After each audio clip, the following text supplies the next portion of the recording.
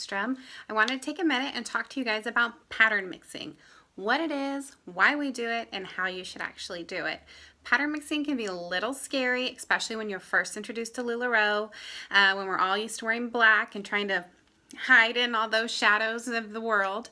And all of a sudden you start thinking to yourself, you really like that pattern, and maybe hot pink is really a cute color. And you decide you want to branch out a little bit, but you may not really know how to do it. So what is pattern mixing? Pattern mixing is basically wearing more than one pattern at the same time. Right here I've got birds and plaid, and then on top of that I have another texture. So texture can be a pattern as well as shimmer, and then you've got full-on pattern that you have like you see. Why would you want to do pattern mixing? It's a great question. I feel like I have to answer that one a lot, mainly because I like to present to people options of what they can wear together and how things go together. But why you really want to do it is mainly because it looks really good. Why do we do anything, right? Why do we wear makeup? Why do we do our hair? Because you know what? We want to express ourselves. We want to show what we feel like on the inside to the rest of the world. And you can use pattern mixing to express your personality. You can use pattern mixing to show off your assets that you want to show off. You can help highlight waistlines. You can minimize parts of your body. And let's be real here. If you're wearing all black, you kind of look like a big blob. And when you wear a really bold pattern one place and then just a solid on the other side, there can be a tendency that it's not so balanced.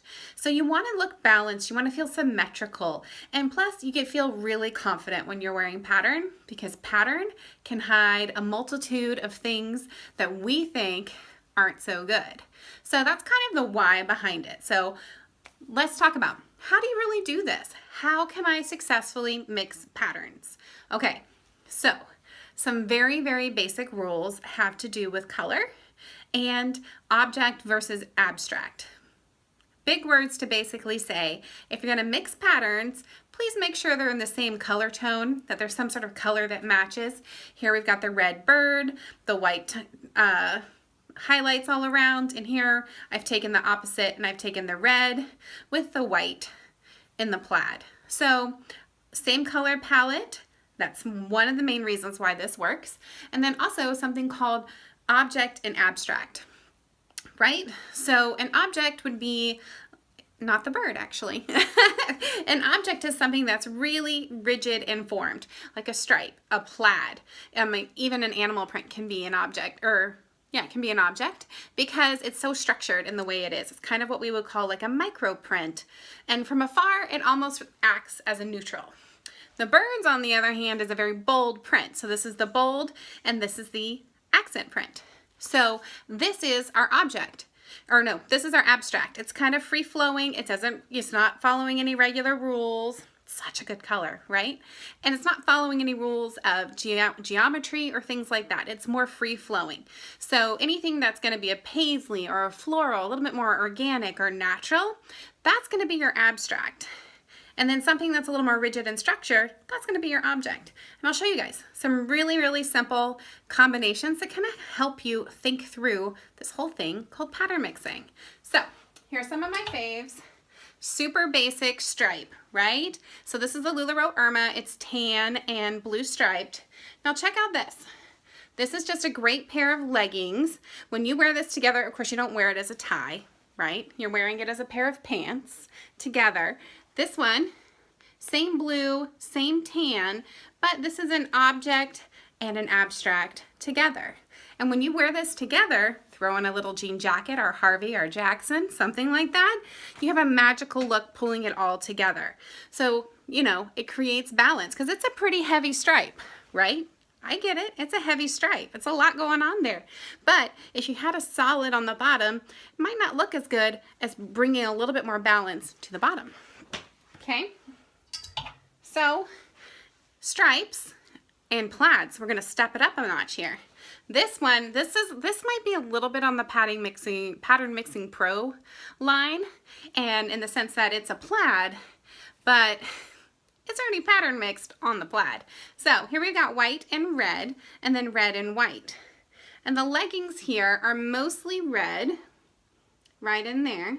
with the white as an accent. So together, this super bold shirt and then this fairly wild print here in our abstract tone really goes together well because of that rule. It looks so good, and it makes the shirt look even better when it's next to something like this, and the leggings too. So again, keeping it real basic, stripes and flowers, stripes and flowers. So this is a blue and yellow, so we're going for the same color tone, blue and yellow leggings with a little pop of red. How cute would this be with like a red necklace or a little choker? That would be amazing. Right in there. So simple, easy pattern mixing. And when you see this walking down the road, it gets kind of amazing because you don't just see one blob, black and then bright leggings. You see a balanced and continuous look, which is one of the main reasons why we want to do pattern mixing. Let's see. This one's going to be a little bit wild, but it's going to be the same principle of object and abstract. Look at that. Same color tones. This is pink with black. This is black and white with pink. So this is going to really balance out this wonderful wild top with some great leggings. Anchor it with a pair of boots, a little moto jacket. My gosh, amazing. So let's see. What else do I really, really love? Simple one again, object, abstract. Here we've got Minnie and Mickey. And then this cute little pencil skirt, our Cassie skirt. It's picking up on the same color tones with the white and the black and the little pop of brown. I mean, sky's the limit with that outfit. This one I'm slightly obsessed with because a lot of times people have a hard time with yellow and blue.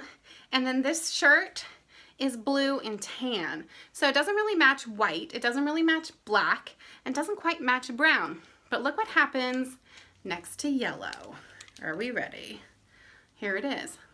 So here we got our abstract, which is yellow birds. I was gonna say sparrows, but I'm notoriously bad for knowing what the names of things are. So this is our Cassie skirt. It's a pencil skirt, and it's in this gorgeous yellow. It's got highlights of blue with the cream right there, the tan. And then you top it off with a cute little top, just like that. I love the perfect tee hanging over a Cassie skirt. It's a really great look. I'll be posting, most of the time I post all these outfits on my Facebook group. You can find me on Facebook, LULAROE Amy Ekstrom. I'd be more than happy to answer your questions about style, about pattern mixing, and you can also see all my inventory that's available. So I hope this helps you with your current wardrobe and helps you in your future shopping with LULAROE. Have a great day.